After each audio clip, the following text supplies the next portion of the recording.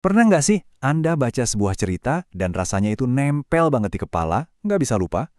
Nah, di balik setiap cerita yang hebat, ada sebuah rahasia. Bukan cuma soal ide yang brilian, tapi ada proses tersembunyi yang mengubah naskah bagus jadi karya yang benar-benar hidup.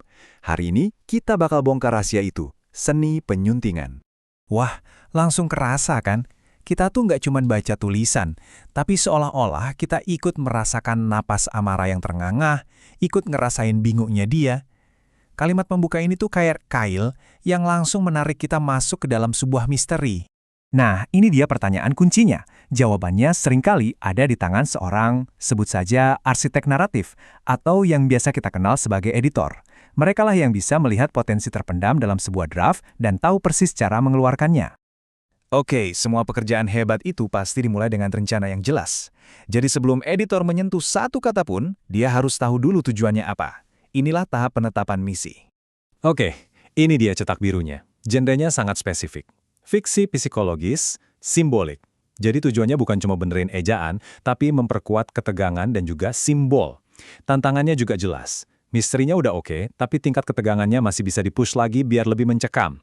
Misi inilah yang jadi kompas buat setiap keputusan editing nanti. Baik, setelah misinya jelas, sekarang waktunya diagnosis. Anggap aja editor ini kayak seorang detektif yang lagi olah TKP, mencari petunjuk apa sih kekuatan cerita ini dan di mana letak kelemahannya. Dan ternyata, hasil diagnosis awalnya sangat menjanjikan.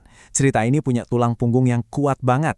Konsep labirin sebagai cerminan pikiran, lalu ada foto-foto usang, buku harian, semua simbol ini udah ada dan berfungsi dengan baik. Pondasinya kokoh. Tapi, disinilah keajaiban dimulai. Editor yang hebat itu nggak cuma fokus pada apa yang salah, tapi pada apa yang bisa dibuat jadi luar biasa. Lihat deh targetnya. Nambahin detail sensorik, biar atmosfernya dapat, ngasih bobot emosional ke simbol-simbolnya, bikin transisi antara adegan lebih halus, dan yang pasti, menjaga ritme cerita biar ketegangannya nggak kendor. Ini adalah peta menuju potensi terbaik cerita itu. Nah, begitu diagnosisnya udah di tangan, sang arsitek naratif kita ini siap merancang strategi renovasinya. Ini bukan lagi soal apa yang perlu diperbaiki, tapi bagaimana cara melakukannya dengan sangat presisi. Lihat kan, prosesnya itu sistematis banget. Jadi bukan cuma ngandalin perasaan, dimulai dari menyelami jiwa ceritanya, lalu memetakan di mana ketegangannya naik dan di mana turun, baru bikin keputusan taktis, dan terakhir, eksekusi di level paling kecil, kata per kata. Ini tuh keahlian, bukan kebetulan. Jadi, poin yang paling penting untuk diingat adalah ini. Tujuannya bukan untuk menulis ulang ceritanya dari nol. Sama sekali bukan. Tujuannya adalah untuk memolesnya, sampai berlian yang ada di dalamnya itu bisa bersinar paling terang. Membuang semua yang nggak perlu, supaya cerita yang sesungguhnya bisa muncul ke permukaan. Nah, ini nih bagian favorit saya. Saatnya kita lihat gimana teori tadi diubah jadi praktek.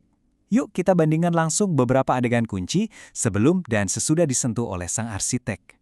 Coba deh rasakan bedanya.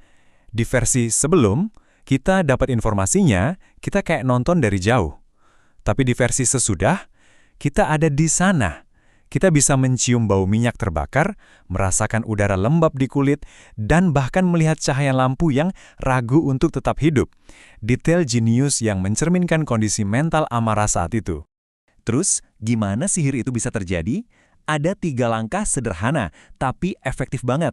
Pertama, hidupkan panca indera.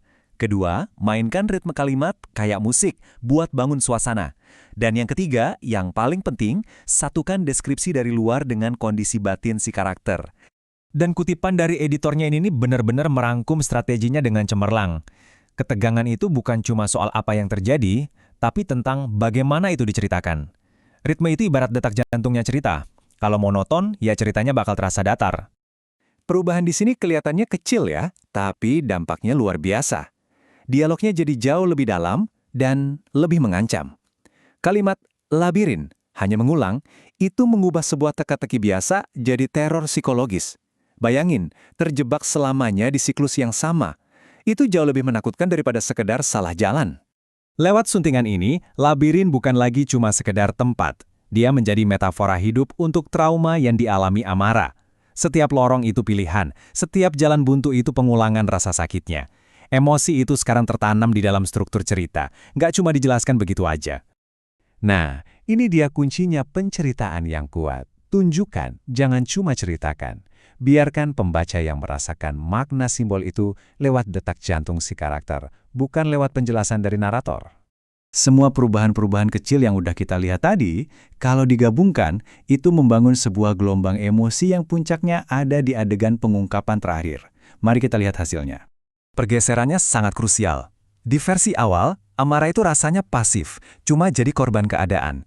Tapi di versi akhir, kalimat "aku memilih untuk tidak mengingat" itu memberinya kekuatan, sekaligus tanggung jawab. Pengungkapan ini jadi bukan sekedar kejutan, tapi sebuah konfrontasi dengan pilihan yang pernah ia buat. Dampak emosionalnya jauh lebih dalam, jauh lebih menghancurkan. Inilah kesimpulan terpenting dari semua ini. Penyuntingan yang hebat itu bukan tentang memaksakan ide baru ke dalam sebuah naskah, tapi tentang mendengarkan dengan saksama apa sih yang sebenarnya ingin disampaikan oleh cerita itu, lalu membantunya berbicara dengan suara yang paling jernih dan paling kuat. Sebagai penutup, sebuah pemikiran untuk kita semua. Konsep mengungkap cerita yang tersembunyi ini sebenarnya nggak cuma berlaku untuk fiksi loh. Mungkin narasi terpenting yang perlu kita lihat kembali adalah cerita tentang diri kita sendiri. Kira-kira kebenaran apa yang selama ini sudah ada di sana yang hanya menunggu untuk